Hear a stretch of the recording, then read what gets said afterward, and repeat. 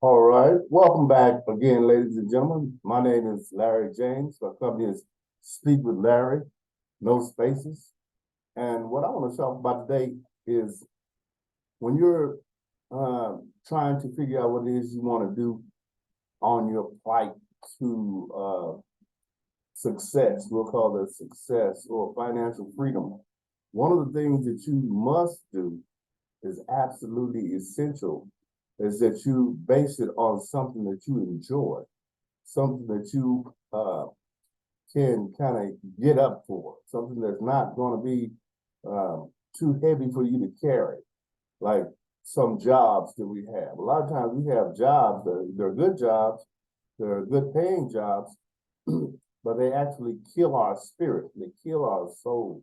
And they do that because one, management is not good, or management is biased toward different sets of employees, or maybe the people who get promoted are the people who are not doing the work that they should be doing, or maybe when you go and share information with the management about how to make the process or the system run smoother, they don't pay attention to that, and it kind of just stays the same.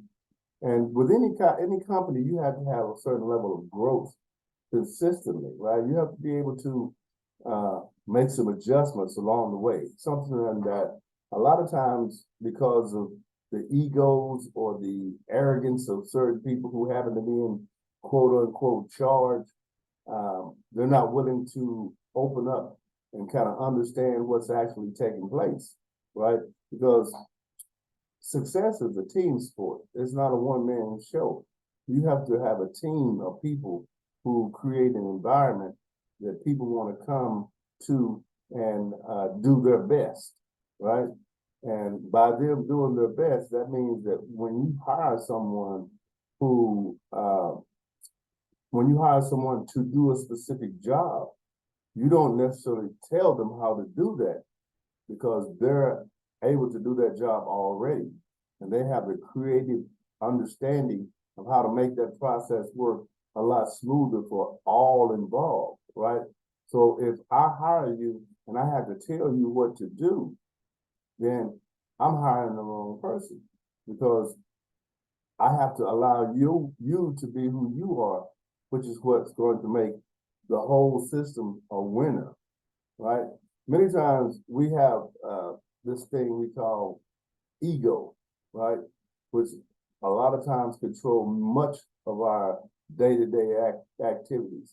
And if we allow that to happen, simply because we don't like someone, or we think we're better than someone, or we can uh, just simply take advantage of somebody because of our position. Because if we're the manager or the leader, so to speak, then a lot of times the subordinates have difficulty inputting or interjecting their ideas and their thoughts to make the whole process run a lot smoother. That's why when you hear about uh, back in during the slave times, when black people were required to do labor day in and day out for nothing because they were considered an asset rather than a person, they were able to come up with a lot of inventions. Because if I give you something to do that requires you to move this boulder from here to 600 yards down the road, and all you have is your hands, then and you have to continue that all day, you're going to creatively come up with something to make that easier for yourself. And if I don't pay attention to that, then I would require you to work yourself to death doing that same process. But if I am watching and then I say that and this has happened quite often to slaves and to black people, they would figure out, okay, well, rather than do it this way, we can do it that way. That way, rather than moving one boulder per day, we can actually move 10 boulders per day with less effort. That is how the white man would capitalize on the inventions of black people, because black people couldn't get a patent, they couldn't get anything notarized, and and to the point where they could generate an income. It wasn't allowed back then.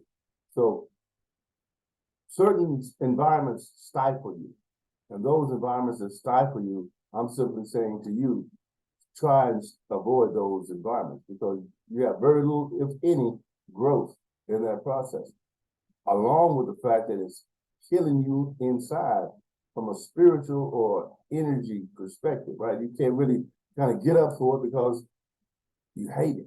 You actually hate it, and you hate the people involved, right? And that happens a lot.